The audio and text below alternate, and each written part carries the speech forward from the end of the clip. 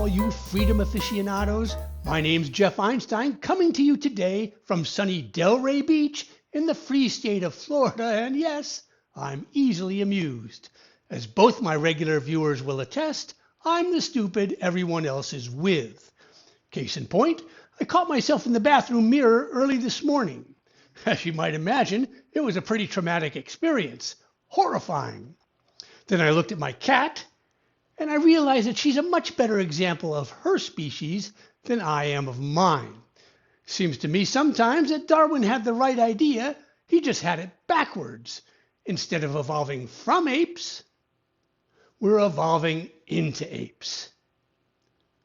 With any luck, in a few million more years of evolution, we'll wake up one morning high atop a jungle canopy with a great view and a fruit platter.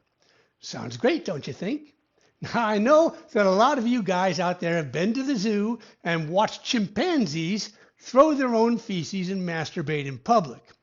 And I know that every single one of us has thought to ourselves, that's disgusting, but pretty liberating. Thankfully, most of us will never be that liberated in public. I, for one, could never throw my own feces. Recently, the Department of Homeland Security, the world's largest and best armed law enforcement agency, announced the establishment of a new Disinformation Governance Board.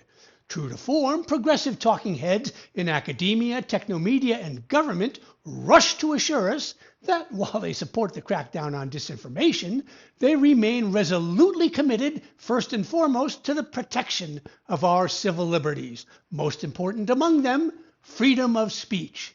Here's Obama in his recent keynote address at a Stanford conference on disinformation. I'm pretty close to a First Amendment absolutist.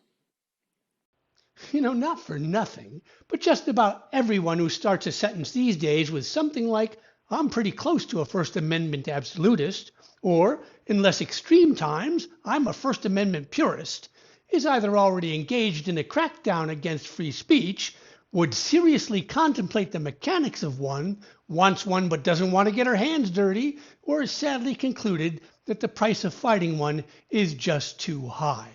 In my updated glossary of woke terms on Jeff Einstein 2.0, I offer a pretty simple definition of disinformation as what the ruling elite don't want you to know.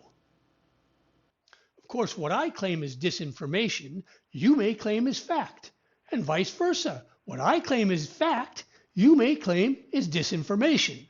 So how can we unleash the full power of the world's largest enforcement agency against something no one can define without offending, vilifying, and criminalizing tens of millions of people, regardless of who's in charge? That question inspired my search for an even simpler definition of disinformation. Here's what I came up with. Disinformation is free speech. As information that just about everyone wants to avoid and no one wants to see, read, or hear, disinformation is the very essence of free speech. In fact, you and I have a God-given First Amendment right to be totally, unabashedly, and unashamedly disinformed on any issue we want at all times for the simple reason that you and I still get to choose whose disinformation we prefer. So far, at least. But soon, perhaps very soon, the Department of Homeland Security will decide whose disinformation we prefer. That's why we need to raise our voices right now and say, sorry, Nina, but you just don't have the constitutional authority to make those decisions on my behalf. I understand you have a fellowship in disinformation, but let's get real. Who doesn't? Trust me, my neighbors here at Del Boca Vista Phase 3 in sunny Delray Beach, Florida, all have fellowships in disinformation. You think I've never seen disinformation before? When someone asks me what I think about the whole war on disinformation, I tell them what I told a reporter from the New York Times way back in 1996 when she called to ask me what I thought about the proposed Internet Decency Act. I said, fuck that shit, hung up the phone, and went back to work.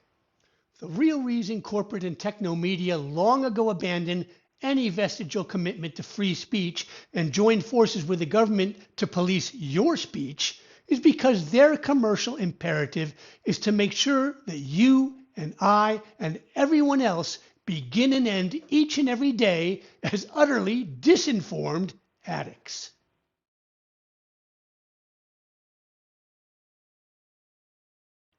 And of course, that's precisely why Obama, Biden, Jen Psaki, just about the entire Democratic Party, especially the Squad, the techno media cartel, and the Department of Homeland Security, our very own new and improved version of the East German Stasi, are now suddenly involved in the enforcement phase of the war on disinformation.